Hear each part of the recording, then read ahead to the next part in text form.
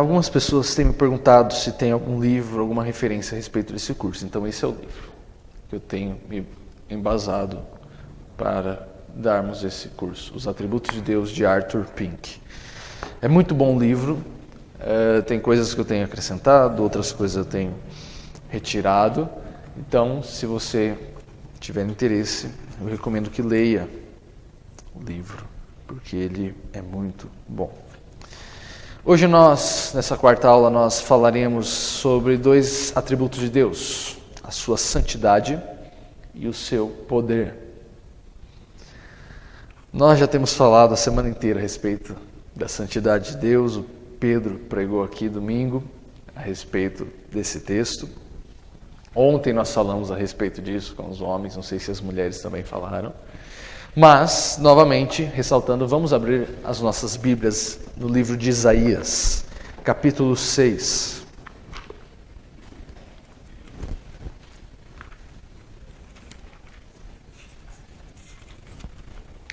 Isaías 6.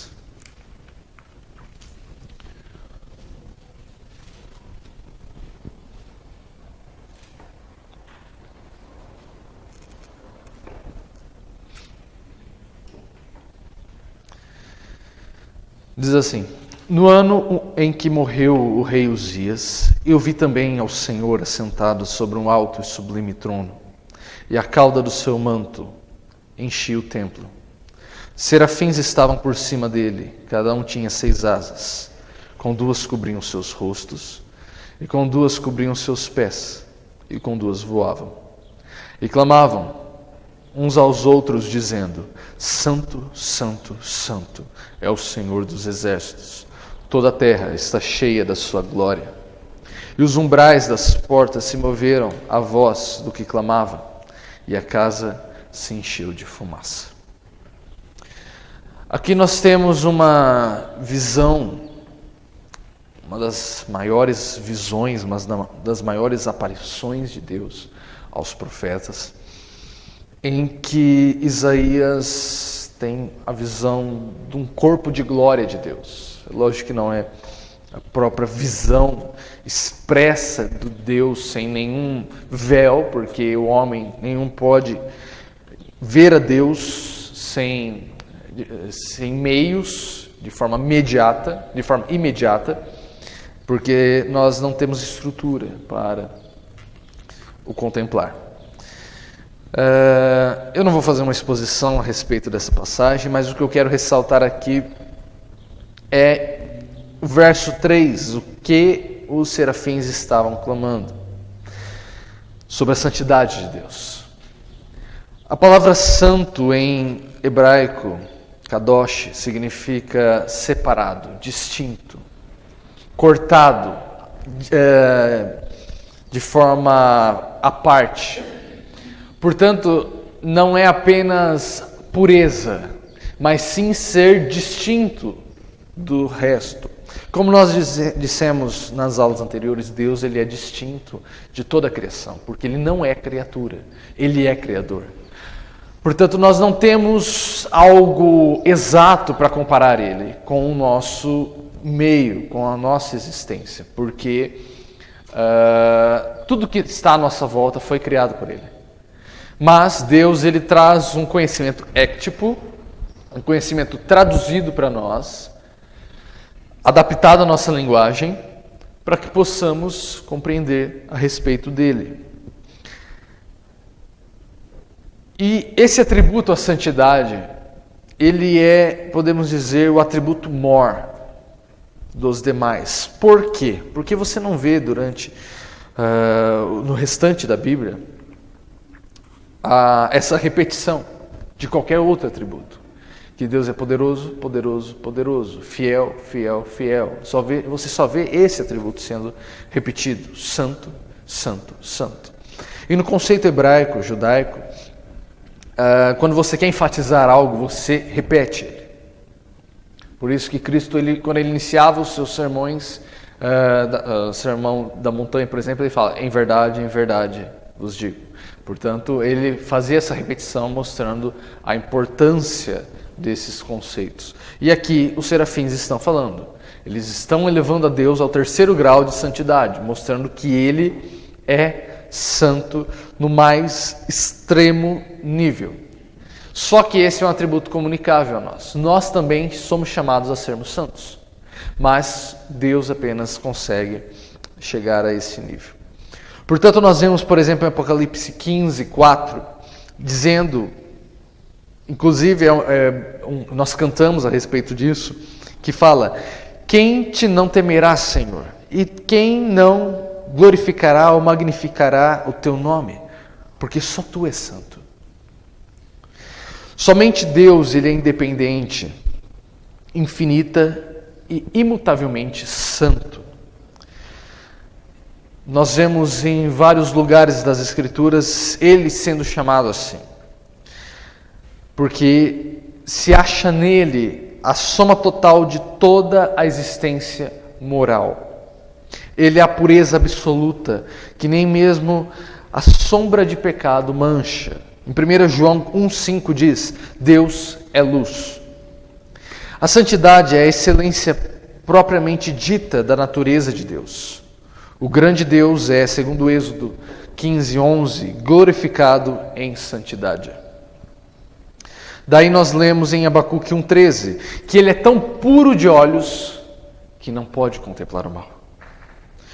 Como o poder de Deus é oposto da fraqueza essencial da criatura, como a sua sabedoria está em contraste com o menor defeito do entendimento ou com a menor insensatez, assim a sua santidade é a própria antítese de toda a mancha ou corrupção moral.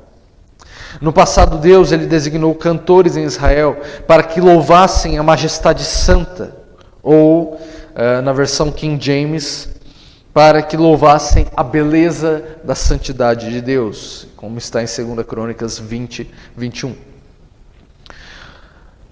Stephen Charnock diz o seguinte: o poder é a mão ou o braço de Deus, a onisciência, os seus olhos, a misericórdia, as suas entranhas, a eternidade, a sua duração, mas a santidade é a sua beleza. É isto que, acima de tudo, o torna amável aos que foram libertos do domínio do pecado. Irmãos, se nós podemos clamar por justiça, se nós temos um senso de certo e errado, um senso moral, um senso ético, em que nós julgamos algo certo, algo errado, algo moral, algo imoral, se nós, quando nossos direitos são quebrados, nós temos o direito de clamarmos por justiça, é porque Deus, Ele é o padrão de toda moral. A moral não vem de nós, a ética não vem de nós. A ética não é nos dada através de leis estatais, governamentais, geopolíticas. A moral e a ética, o valor do homem, nós vemos, por exemplo, na Cartilha dos Direitos Humanos dizendo que o homem tem direitos inalienáveis. Mas baseado em quê? Quando uma criança nasce, não nasce o manual dela dizendo os direitos e deveres dela. Baseado em quê? Baseado em que nós fomos criados à imagem de Deus. Se nós somos criados à imagem de Deus, nós temos direitos devido a Ele, porque Ele outorgou a nós, não porque está em nós, de forma independente. Não é porque nós criamos isso. Certa feita eu estava conversando a respeito, eu havia feito uma publicação no Facebook, dizendo que o Estado ele não criou a família, por isso ele não tem o direito de redefinir o conceito de família. Então veio uma pessoa, creio, de uma visão ateísta, e falou que, pelo contrário, o Estado deu direito à família. E ele citou exemplo que no século XVIII, no Iluminismo, foram criados as constituições, as cartilhas de direitos humanos. E no momento eu não respondi ele, mas parando para pensar, por que você acha que foi criado essas cartilhas de direitos humanos?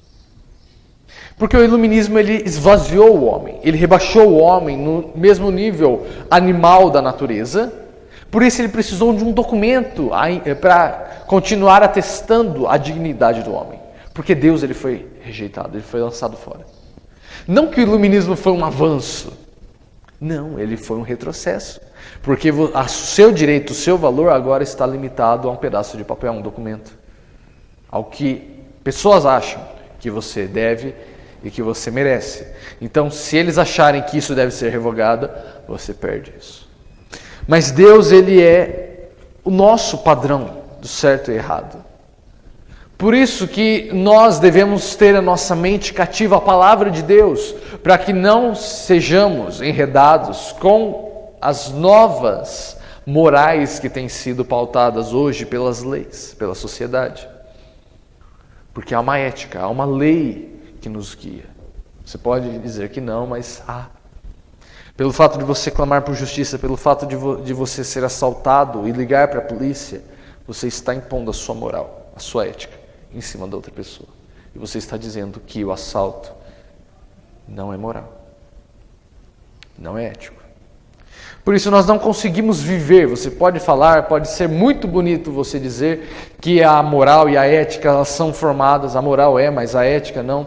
Elas são formadas pela sociedade, pelo meio, aquilo que garante a sobrevivência do homem, mas você não vive disso. Você não consegue viver baseado nesse princípio, nessa definição. Por isso Deus é a única explicação plausível para nós pautarmos os nossos direitos. Grande ênfase é dada na perfeição de Deus. Deus é com mais frequência intitulado santo do que onipresente. E é mais exposto por essa parte da sua dignidade do que por qualquer outra. É fixado ao seu nome como um epíteto, como um sinônimo, mais do que qualquer outro atributo. Você jamais vê expresso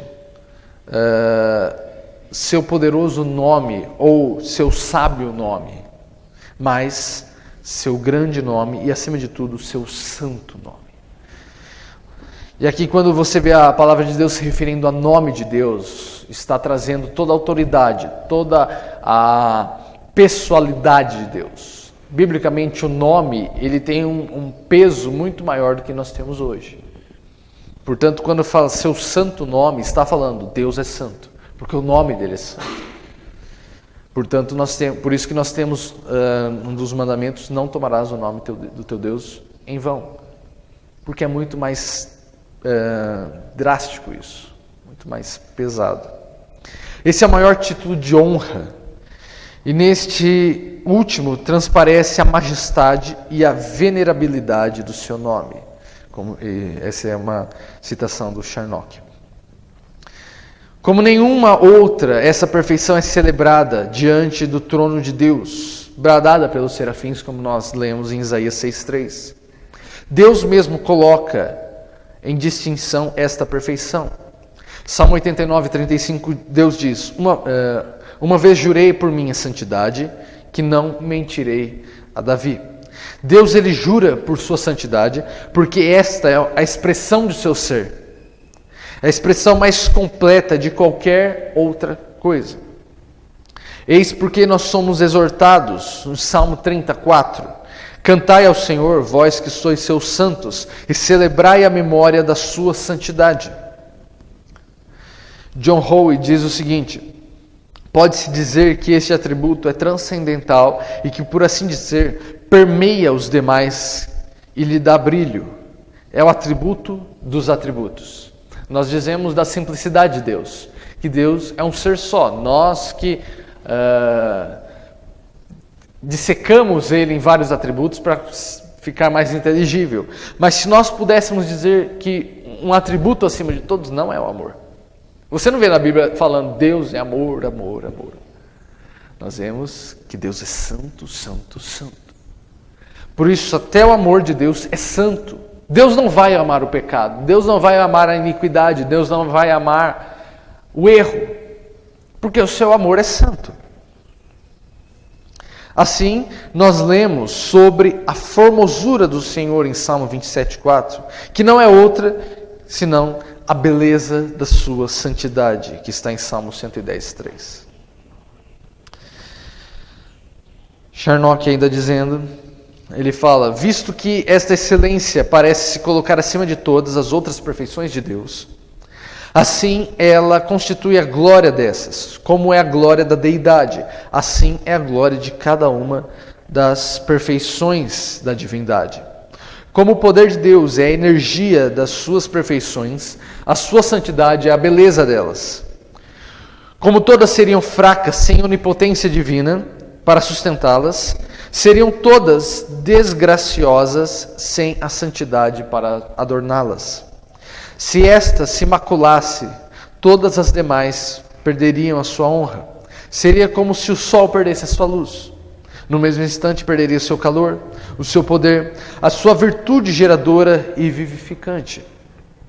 Como no cristão a sinceridade é o brilho de todas as graças, em Deus a pureza é o esplendor de todos os seus atributos. Sua justiça é santa, sua sabedoria é santa, seu braço poderoso é um braço santo, como está no Salmo 98:1. Sua verdade ou palavra é uma santa palavra, como está em Salmo 105:42. Seu nome, que expressa todos os seus atributos juntos, é santo, como o Salmo 103:1. Então, a santidade, ela permeia todos os atributos de Deus. A justiça de Deus é santa. A ira de Deus é santa. O amor de Deus é santo. A santidade de Deus se manifesta em suas obras. Salmo 145:17 diz: justo é o Senhor em todos os seus caminhos e santo em todas as suas obras. Nada senão o que é excelente pode proceder dele. A santidade é o padrão de todas as suas ações. No princípio, ele declarou que tudo o que tinha feito era muito bom. Gênesis 1:31. E não poderia ter feito o que fez se nisso houvesse algo imperfeito ou impuro. O homem foi feito reto, como Eclesiastes 7:29 diz, a imagem e semelhança do seu Criador. Os anjos que caíram foram criados santos, pois se nos diz que, em Judas 6, que eles não guardaram o seu principado, mas deixaram a sua própria habitação.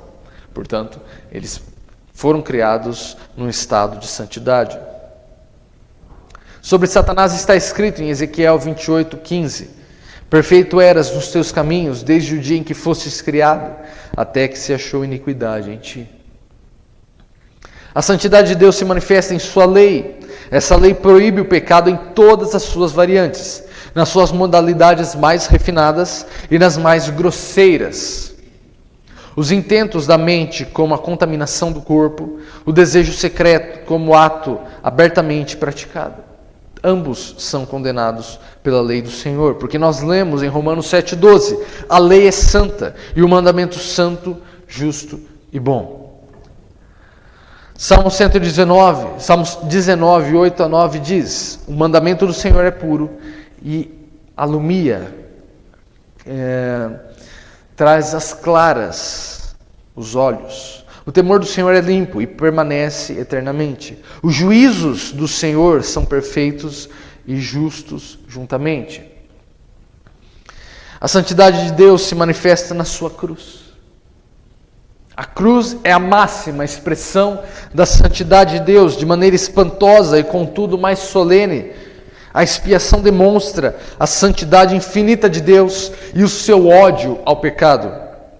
Quão odioso para Deus há de ser o pecado a ponto de castigá-lo até ao limite extremo de seu merecimento quando o imputou a seu filho.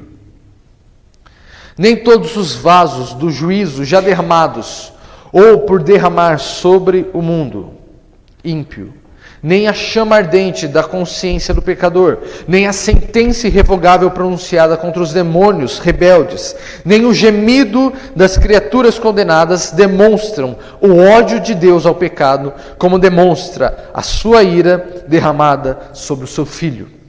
Nunca a santidade de Deus pareceu mais bela e mais amorável, a mais amável do que na hora em que o semblante do Salvador ficou por demais desfigurado em meio aos estertores da sua agonia mortal.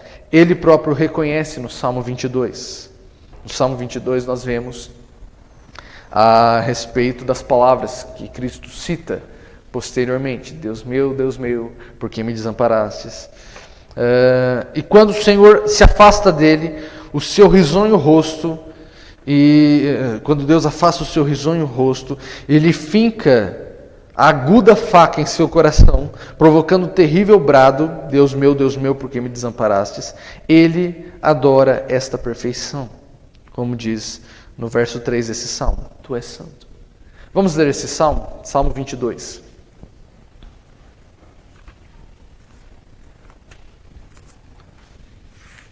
Salmo 22.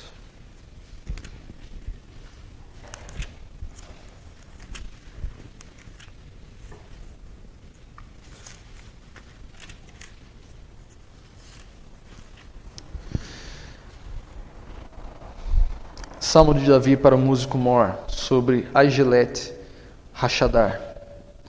Deus meu, por que me desamparaste? Por que te alongas do meu auxílio e das palavras do meu bramido? Deus meu, eu clamo de dia e tu não me ouves, de noite não tenho sossego, porque tu és santo.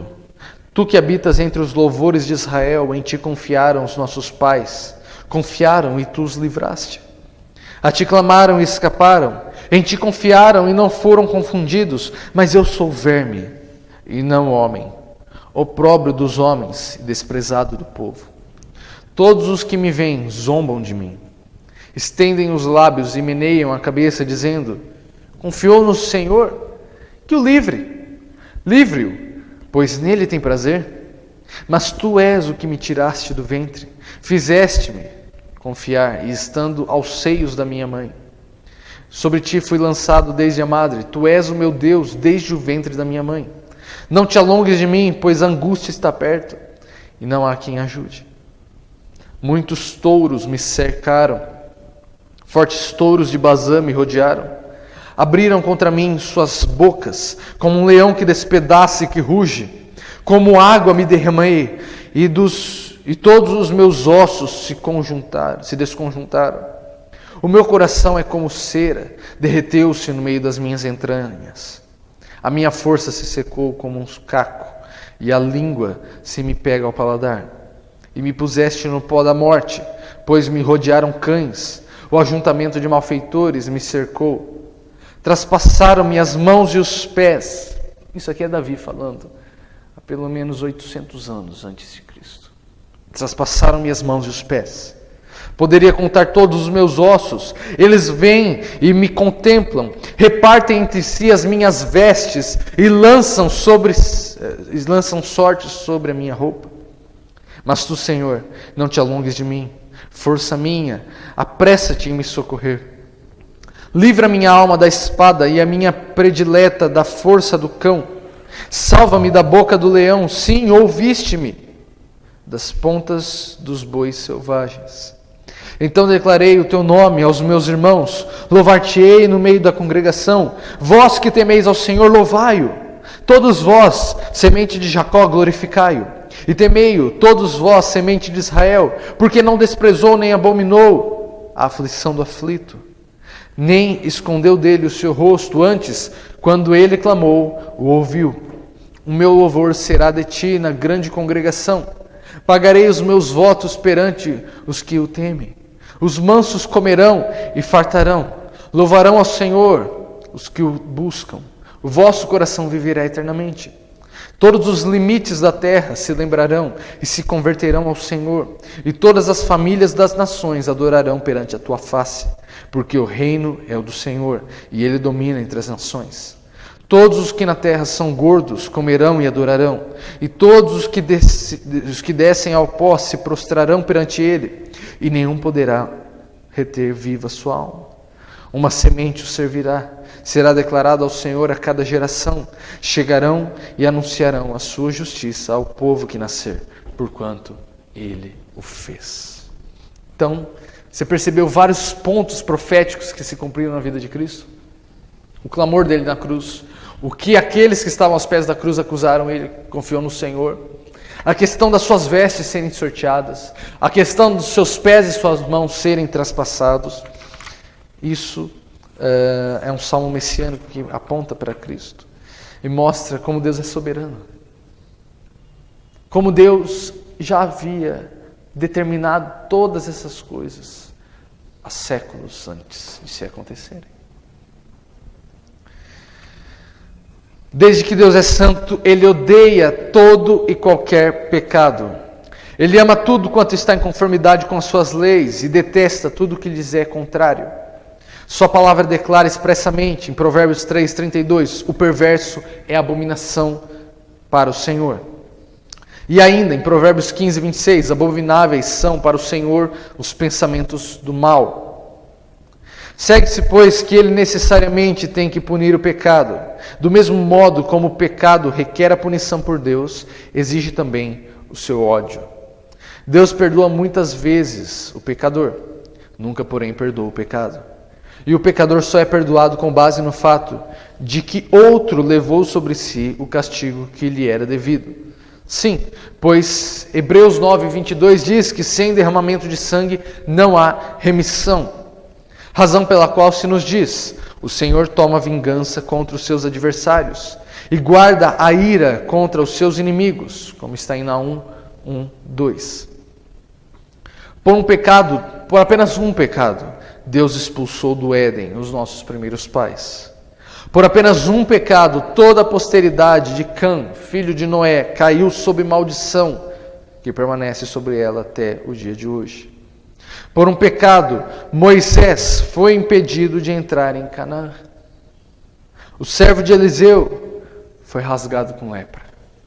Ananias e Safira foram mortos instantaneamente e retirados da terra dos viventes por mentirem a Deus. Muitos cristãos não entendem a questão do ódio de Deus. Deus, ele odeia. Só que Deus, ele não é passível de paixões como nós. Muito obrigado.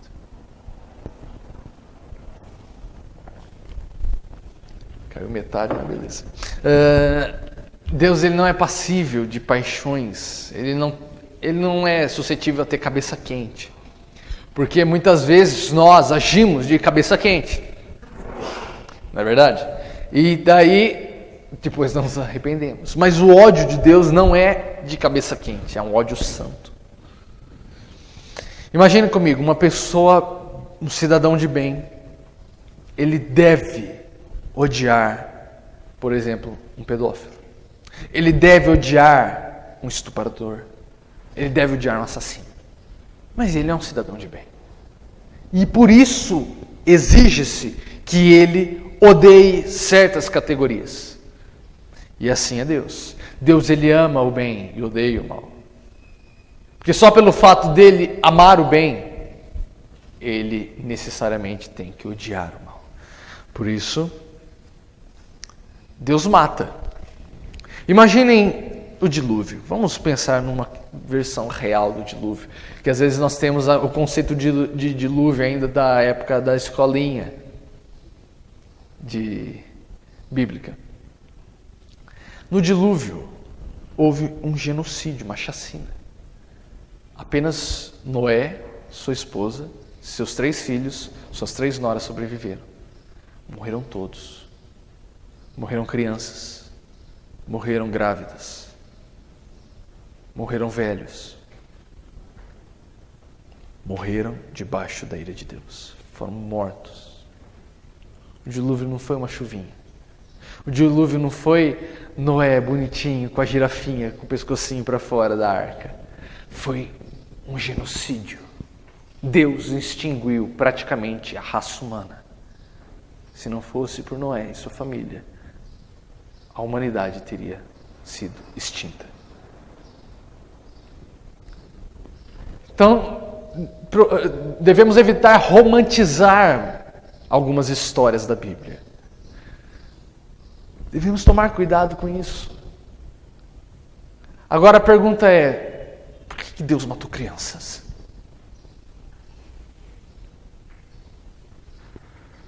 As crianças não são puras, não são anjinhos?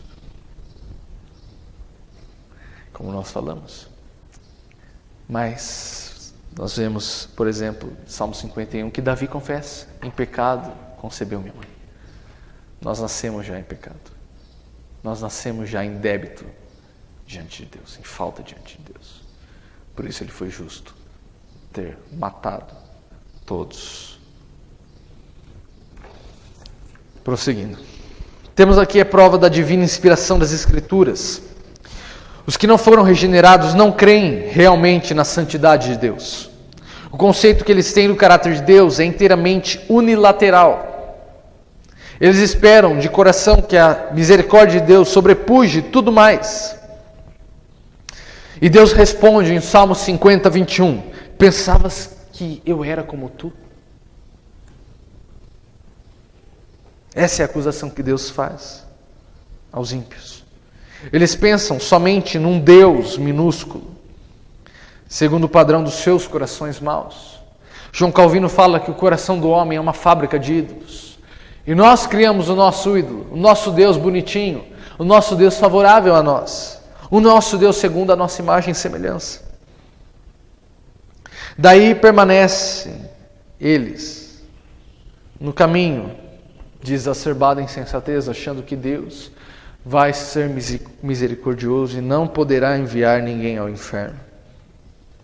A santidade atribuída pelas Escrituras à natureza e o caráter de Deus é tal que demonstra com clareza a sua origem sobre-humana. Ele não é como um Deus pagão, um Deus grego, um Deus romano, que é apenas um homem um pouco mais poderoso, mas que quebra a cara tanto quanto o homem, que é tão suscetível à surpresa quanto o homem. O caráter atribuído aos deuses dos antigos e do paganismo moderno é justamente o inverso daquela imaculada pureza que pertence ao Deus verdadeiro. Um Deus inefavelmente santo, que tem a mais intensa aversão a todo pecado, jamais foi inventado por um dos decaídos descendentes de Adão. Aqui o que Pink ele está falando é que muitos ateus eles dizem que o Deus da Bíblia ele foi criado. E aqui ele fala que não é possível um ser caído como o homem ter a imaginação para criar um Deus tão puro e santo. É o mesmo argumento para Cristo. Muitos, há algumas décadas atrás, hoje não, a maioria, negavam a existência que houve um Jesus judeu de Nazaré. E o argumento era, não há para que se criasse a personalidade de um Cristo puro, era necessário que esse Criador fosse tão puro assim. Mas não é possível. Não é possível se criar palavras como o Sermão do Monte. Não é possível criar, por exemplo, palavras como a oração sacerdotal em João 17. Portanto, está fora de cogitação Deus, Yahvé, o Deus das Escrituras, ter sido fabricado pelo coração pecaminoso e idólatra do homem. O fato é que nada torna mais manifesta a terrível depravação do coração do homem e sua inimizade contra o Deus vivo, do que expor diante dele aquele ser único que é infinita e imutavelmente santo. A ideia que o homem faz de pecado limita-se praticamente ao mundo que nós chamamos de crime. Tudo que fica aquém disso pode ser abrandado, suavizado, como defeitos, enganos, fraquezas ou qualquer outra coisa mais branda que se retire o termo pecado. E mesmo quando se admite a existência do pecado, apresenta-se desculpas e atenuantes e suaviza essas coisas. O Deus que a imensa maioria dos cristãos professos ama é visto como alguém muito parecido com um ancião indulgente, um vovô bonzinho, que pessoalmente não tem prazer nas loucuras, mas tolera e faz vista grossa ou fecha os olhos para as indiscrições da mocidade. Mas a palavra de Deus diz em Salmos 5:5: aborreces a todos os que praticam a maldade. E mais, Salmos 7:11 diz que Deus é um justo juiz, um Deus que se ira todos os dias.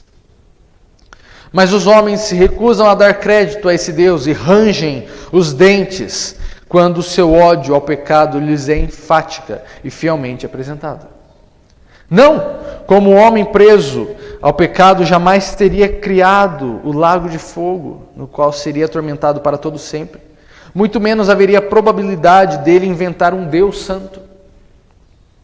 É impossível. Sendo que Deus é santo, a aceitação da parte dele, com base nas ações das criaturas, é completamente impossível, visto que a criatura caída é muito mais provável nós criarmos um mundo para nós do que produzirmos algo capaz de aprovação de Deus, de pureza. E a pergunta é: podem as trevas morar com a luz? Pode o ser imaculado sentir prazer com um trapo de imundícia? O melhor que nós, pecadores, podemos produzir vem manchado com pecado. Agostinho dizia que as melhores obras que nós podemos fazer são pecados esplêndidos. Porque tudo vem manchado. A depravação total do homem, quando nós dizemos que o homem é depravado totalmente, não quer dizer que ele é no máximo. Nem Hitler chegou ao máximo da sua depravação. Nem os genocidas, ditadores, nem Kim Jong-un lá da Coreia do Norte, ele chega ao máximo da sua depravação. Mas a questão da depravação total, e nós não chegamos ao total de nossa capacidade, porque a graça comum de Deus nos refreia. Mas a questão da depravação total é que todas as áreas da nossa vida foram afetadas pelo pecado. A sua mente, ela foi manchada pelo pecado. Por isso nós produzimos mentiras, produzimos argumentos cíclicos, produzimos falácias, mesmo usando silogismos, métodos de raciocinar. Ainda assim nós pensamos errado. As nossas paixões foram afetadas pelo pecado, por isso que nós temos o adultério. Nós temos a distorção do casamento. Tudo em nosso ser foi afetado pelo pecado, não há uma área em que esteja intacta. Por isso que nós não podemos produzir boas obras para Deus. Não podemos comprar a Deus com penitências, não podemos comprar a Deus com boas obras ou caridade. Porque elas estão manchadas com o pecado. Deus ele precisaria negar a si próprio e quebrar a sua perfeição se ele tivesse por justo e santo aquilo que não é a si mesmo. Nada é santo desde que tenha a mínima mancha do que seja contrário à natureza de Deus. Porém, bendito seja o seu nome, porque aquilo que a sua santidade exigiu, a sua graça supriu a nós em Cristo, nosso Senhor. Todo pobre pecador que corre para Ele em busca de refúgio, foi e permanece aceito no amado, como diz Efésios 1:6. Nem os serafins que estão diante de Deus, como Isaías fala, eles são santos no nível de Deus. Porque eles precisam cobrir os seus olhos e os seus pés, porque eles são fulminados diante da presença do Todo-Poderoso. Imaginem nós. Posto que Deus é santo, requer-se de nós que nos aproximemos dele com a máxima reverência. Deus deve ser em extremo tremendo na Assembleia dos Santos e grandemente reverenciado por todos os que o cercam. Salmo 89:7 diz: portanto, exaltai ao Senhor nosso Deus e prostrai-vos diante do escabelo de seus pés, porque Ele é santo.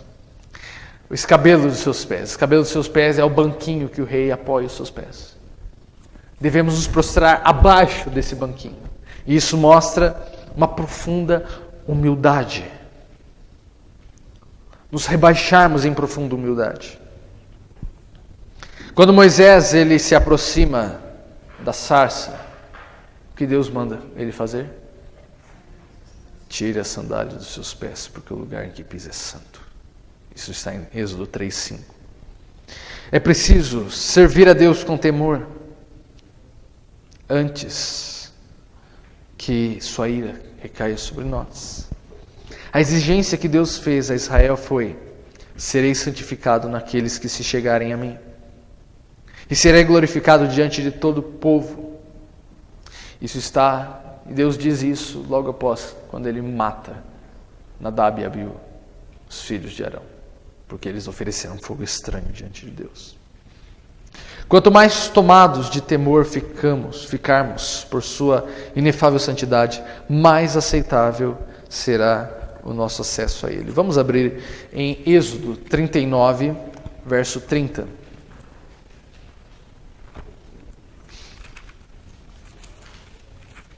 Êxodo 39, 30.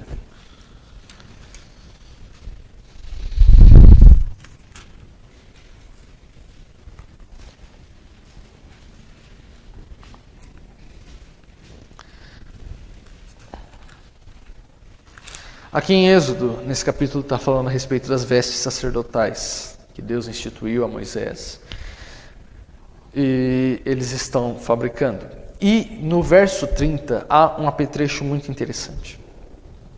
Diz assim: fizeram também de ouro puro a lâmina da coroa da santidade, e nela escreveram o escrito como de gravura de selo, dizendo: santidade ao Senhor. E ataram-na com um cordão de azul para prendê-la à parte superior da mitra, como o Senhor ordenara a Moisés. Portanto, o sacerdote ele tinha uma lâmina dizendo santidade ao Senhor. E hoje nós temos a questão do sacerdócio universal. Todos nós somos sacerdotes de Deus. Todos nós nos achegamos diante de Deus, mas nós precisamos ainda termos isso gravado em nosso peito. Santidade ao Senhor. Porque Deus mostrará a sua santidade através da santidade do seu povo. Visto que Deus é santo, nós precisamos querer nos amoldar a Ele. Termos Ele como o nosso padrão de santidade. Seu mandamento é, em 1 Pedro 1,16, portanto, sede santos, porque eu sou santo. Não somos obrigados a ser onipresentes, onipotentes, como Deus é, mas nós somos chamados a sermos santos, e isto em toda a nossa maneira de viver. Essa é a maneira primordial de honrar a Deus. Glorificamos a Deus pelas atitudes de elevada admiração, pelas expressões eloquentes, pelos pomposos serviços de adoração, mas não tanto como quando aspiramos a conversar com Ele com o espírito livre de mácula e a viver para Ele vivendo como Ele vive.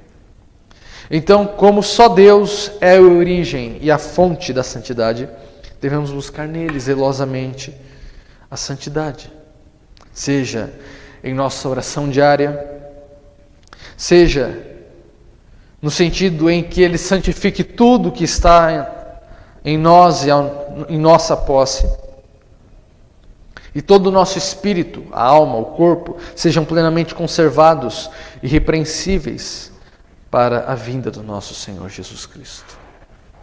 Portanto, que nós sejamos achados santos em Deus, quando estivermos diante do trono do Altíssimo. Nós possamos prestar a Deus um culto em santidade a Ele. Um culto em honra, em temor. Entendendo que quando se é exposto, não apenas aqui, estou apontando aqui porque estamos no ambiente eclesial, mas em qualquer outra denominação, quando se é lida a palavra de Deus, nós precisamos entender a seriedade disso. Deus está falando. Abacuque diz: Deus está assentado no seu trono, portanto, cale-se diante dele toda a terra. Portanto, nós devemos nos calar quando a palavra de Deus está falando. Precisamos ser mais reverentes para a palavra de Deus. Eu já citei esse exemplo e vou citar novamente, eu achei muito interessante. Quando o Márcio e sua família vinham, quando eles vêm, né, à igreja, e quando eles chegavam atrasados no meio da leitura da palavra, eles paravam na porta. Eles não entravam. E eles ensinaram seus filhos assim. Porque é reverência. Isso não é legalismo. Às vezes nós ficamos meio acanhados porque há tanto legalismo hoje em dia que acabamos sendo irreverentes com a palavra de Deus. Mas nós precisamos resgatar a seriedade do Vox Dei, da voz de Deus sendo ressoada aos nossos ouvidos. Segundo atributo e último desta manhã, o poder de Deus. Nós não poderemos ter correto conceito de Deus se não pensarmos nele como onipotente, igualmente como onisciente. Quando não pode fazer o que ele quer e não pode realizar o que lhe agrada, não pode ser Deus. Deus tem uma vontade para decidir o que julga bom, assim tem poder para executar a sua vontade. O Charnock diz o seguinte: o poder de Deus é aquela capacidade e força pela qual ele pode realizar tudo o que lhe agrade, tudo que a sua sabedoria dirija e tudo que a infinita pureza da sua vontade resolva. Como a santidade e a beleza de todos os atributos de Deus, assim o poder é aquilo que dá vida e movimento a todas as perfeições da natureza divina. Como seriam vãos os conselhos eternos se o poder não intervisse para executá-los? Sem o poder, a sua misericórdia seria apenas uma débil piedade. As suas promessas, um som vazio. As suas ameaças, um mero espantalho. O poder de Deus é como Ele mesmo, infinito, eterno, incompreensível. Não pode ser refreado, nem restringido, nem frustrado pela criatura. Salmo 62, 11 diz: uma coisa disse Deus, 2 vezes eu ouvi, que o poder pertence ao Senhor.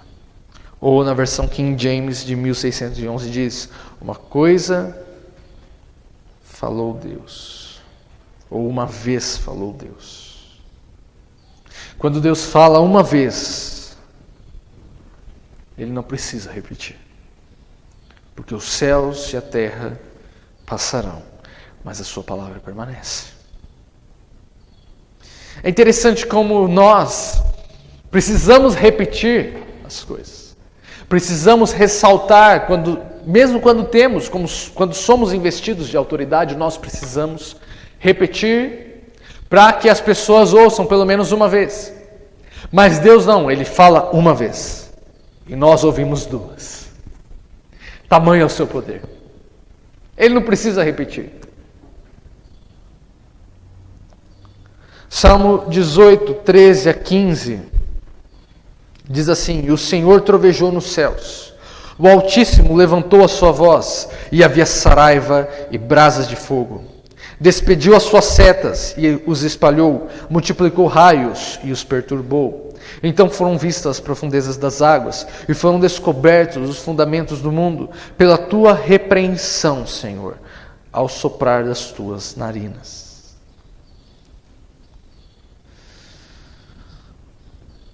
É interessante, Salmo 89, 6 diz: pois quem no céu se pode igualar ao Senhor? Quem é semelhante ao Senhor entre os filhos dos poderosos? Daniel 4,35 diz: e todos os moradores da terra são reputados a nada. E segundo a sua vontade ele opera com o exército do céu e os moradores da terra. Não há quem possa estorvar a sua mão e lhe diga: que fazes? Isso mostra principalmente quando Deus, Ele tabernaculou entre nós. Em João 1,14 diz: e o verbo se fez carne e habitou entre nós. O termo habitou é tabernaculou, se referindo à festa dos tabernáculos. Ele fez morada no meio de nós. E quando Cristo, ele numa certa ocasião, ele é confrontado, podemos dizer assim, não de forma, da forma negativa da palavra, mas um leproso chega a ele e fala: Senhor, se tu quiseres, pode me fazer limpo. E Jesus diz: eu quero ser limpo. E instantaneamente ele ficou limpo. Isso mostra o poder dele. Isso porque Jesus estava operando pelo Espírito Santo, por ele ter aberto mão de exercer a sua divindade. Não que ele tenha deixado de ser Deus, mas ele não exerceu a sua divindade no seu corpo. Ele atuou de forma através do Espírito Santo. Mas ainda assim o seu poder se manifestou. E ele diz: eu quero que você seja limpo. E o seu querer foi realizado. Não há nada que Deus queira que Ele não execute. Por isso é muito louco nós dizermos que Deus queria salvar alguém, mas não salvou. Porque se Ele queria, Ele teria salvado. Ou Ele não é todo-poderoso. Há também outra ocasião em que jazia no túmulo, 4 dias morto, um homem. Então ele brada: Lázaro, sai para fora. E o defunto saiu. Agora imagina quantas coisas precisou para que esse milagre fosse feito. O sistema sanguíneo dele havia parado. Sua carne começou a apodrecer. Seus nervos começaram a se atrofiar. Seus neurônios começaram a morrer. E tudo isso foi retomado à vida em apenas uma ordem.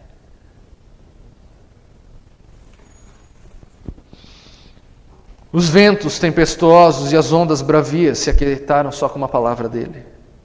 Uma legião de demônios não pôde resistir à sua ordem e entrou em porcos e se precipitou do abismo.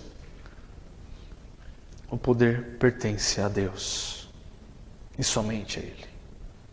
Nenhuma só criatura no universo inteiro tem sequer um átomo de poder, salvo o que é delegado por Deus. Mas o poder de Deus não é adquirido, nem depende do reconhecimento de nenhuma outra autoridade. Pertence a Ele inerentemente. O poder de Deus é como Ele mesmo, autoexistente, autossustentado. O mais poderoso dos homens não pode acrescentar sequer uma sombra de poder ao onipotente. Não podemos acrescentar um palmo de altura para nós. Ele não se firma sobre nenhum trono reforçado, nem se apoia em nenhum braço ajudador. Sua corte não é mantida por seus cortesãos. Ele toma conselho emprestado das suas criaturas. Ele próprio é a grande fonte central e originador de toda energia, como diz Spurgeon. Toda a criação dá testemunho não só do grande poder de Deus, mas também da sua inteira independência de todas as coisas criadas. Isso é retratado em Jó 38, 4-6, quando Deus vai responder a Jó. E Deus responde: onde estavas tu quando eu fundava a terra? Faze-mo saber se tens inteligência. Quem lhe expôs as medidas, se tu sabes? Ou quem estendeu sobre ela o cordel? Sobre que estão fundadas as suas bases? Ou quem assentou a sua pedra de esquina?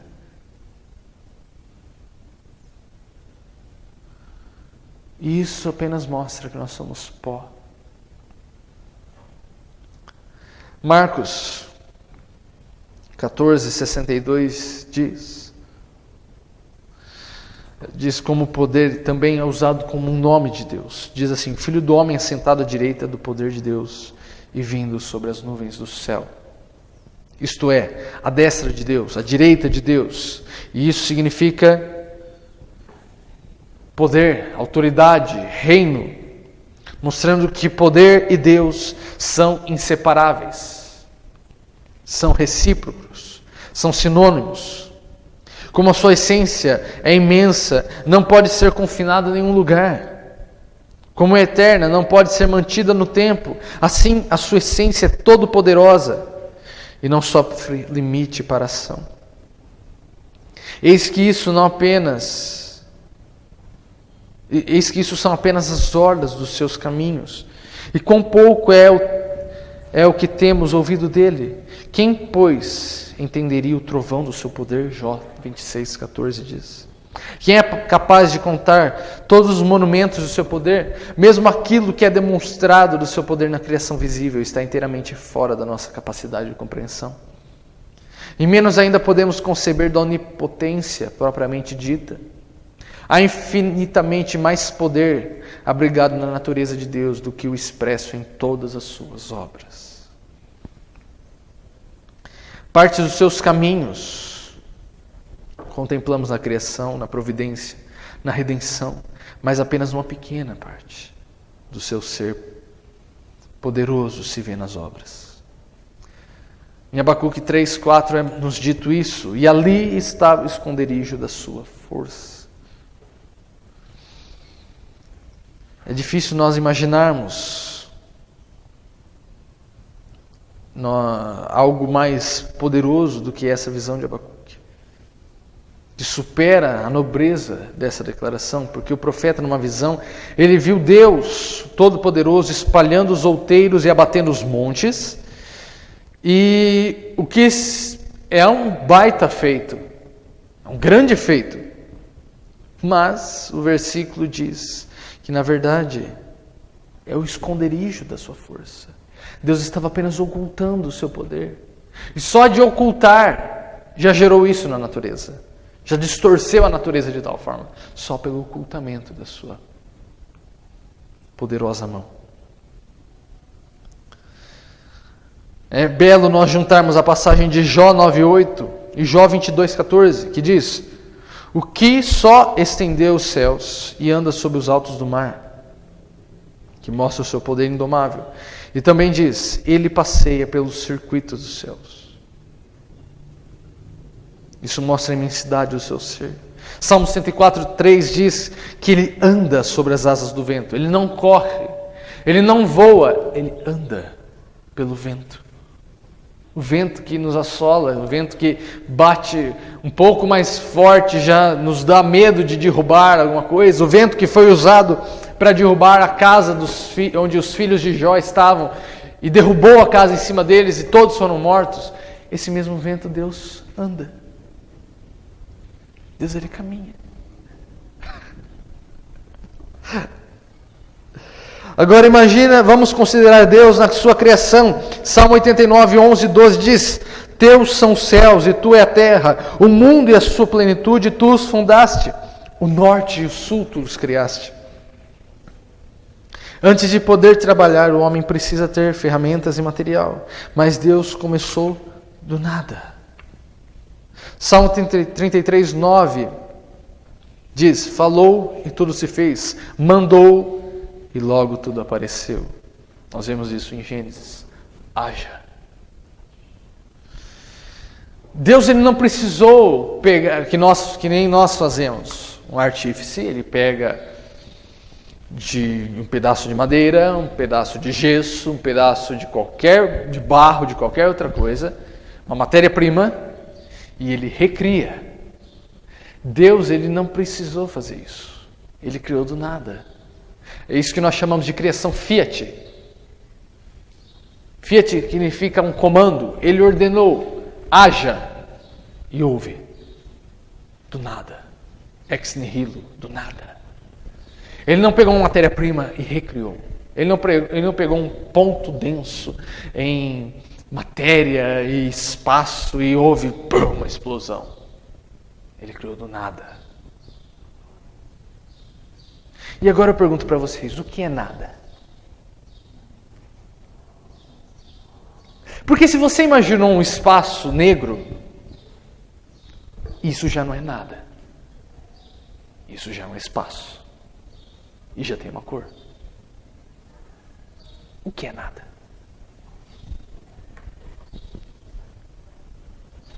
Mas do nada Deus disse: haja, e houve. Paul Washer diz que é curioso que a criação, Deus fala haja e há. Deus fala para os pássaros migrarem no inverno e eles vão e migram. Deus fala para os animais e estabelece seus instintos e eles obedecem. Deus fala para o mar: você vai chegar até aqui, suas ondas vão quebrar até aqui, você não vai passar disso. E o mar obedece. Mas Deus fala ao homem: me sirva, me adore, me ame. E nós desobedecemos. Nós somos a única criatura da face do universo que tem a ousadia de desobedecer a Deus. E isso é loucura. Porque quem pode deter a sua mão? Se Ele está disposto a salvar, quem vai deter Ele?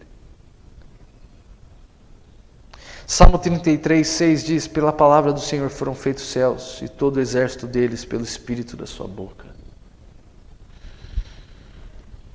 Além disso, Deus, Ele não apenas criou todas as coisas, mas Ele preserva todas as coisas. Colossenses 1 diz que nele foram criadas todas as coisas, os céus e da terra, sejam tronos, soberanias, poderes ou autoridades.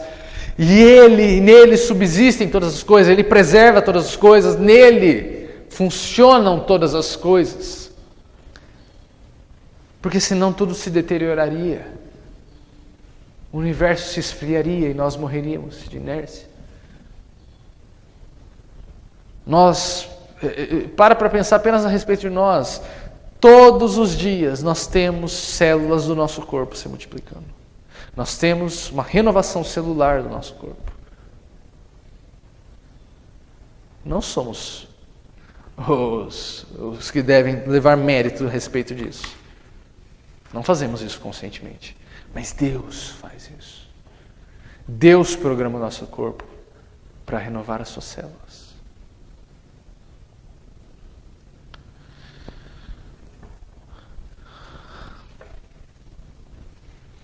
Ele mantém todas as coisas pela palavra do seu poder, como está em Hebreus 1:3.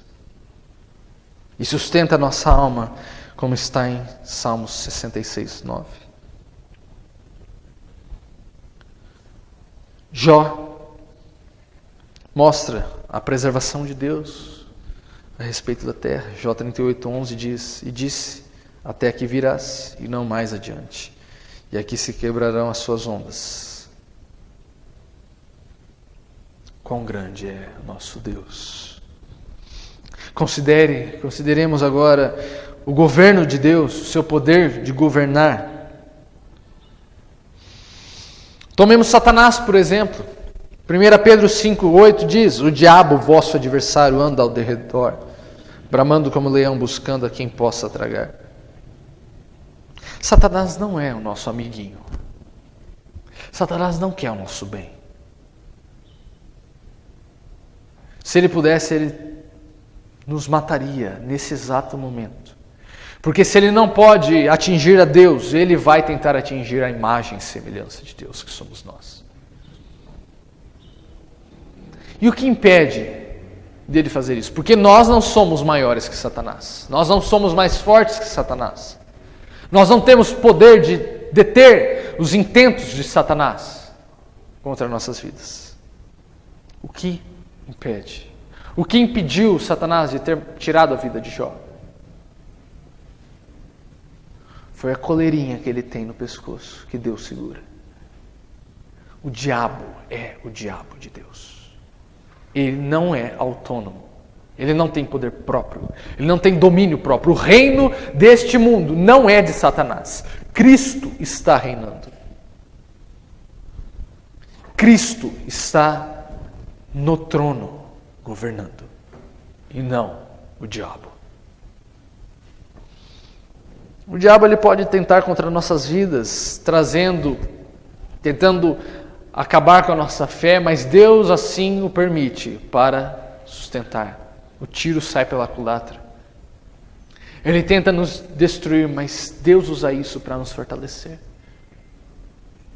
Portanto,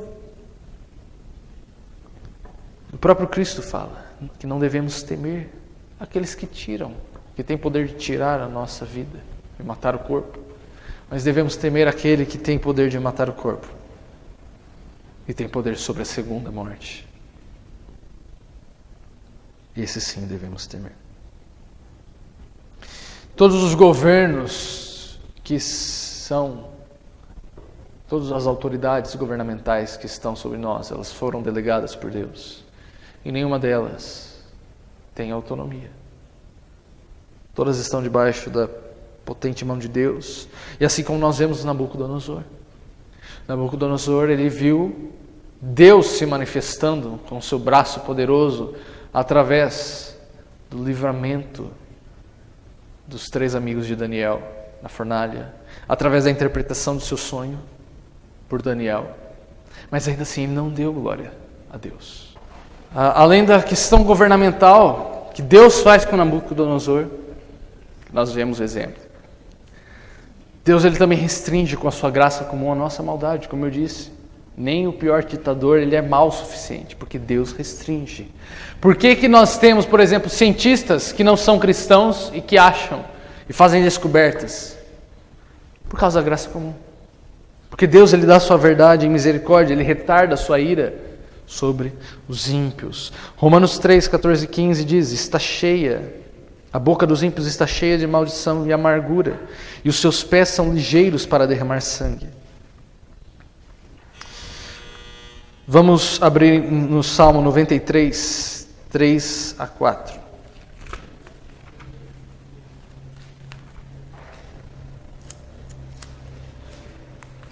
Salmo 93.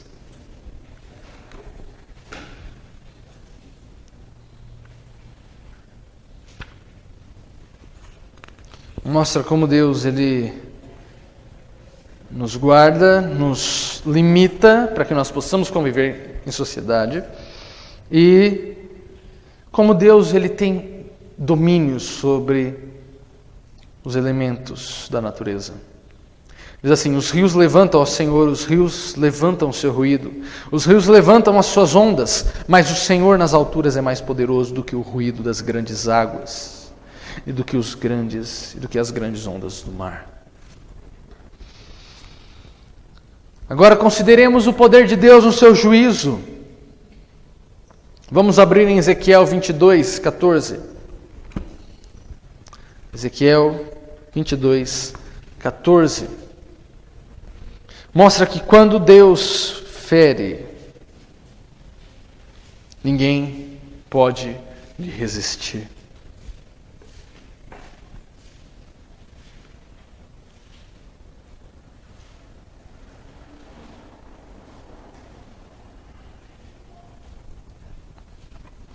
Diz assim, Ezequiel 22, 14. Porventura estará firme o seu coração? Porventura estarão fortes as tuas mãos nos dias em que eu tratarei contigo? Eu sou o Senhor, o disse. Eu, o Senhor, o disse e o farei. Romanos 9, 22 diz: e que direi se Deus, querendo mostrar sua ira e dar a conhecer o seu poder, suportou com muita paciência os vasos da ira, preparados para a perdição?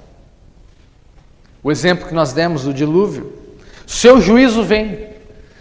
O problema é que nós estamos acostumados com as misericórdias de Deus, com o retardo do seu juízo. Hoje nós vivemos um período gracioso de retardo do juízo de Deus. Por isso, nós vemos a nossa sociedade tramando contra Deus, lançando impropérios contra Deus, achando que a ira de Deus e o juízo dele não virá sobre nós. Mas isso é uma falsa ilusão. Uma doce, falsa ilusão que cairá por terra.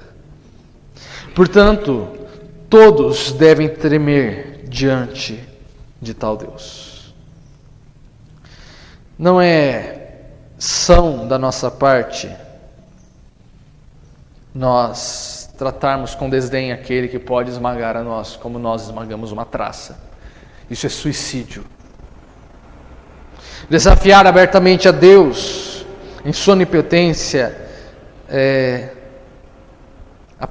puxar a própria cordinha para descer ao inferno, porque não tem como nós fugirmos.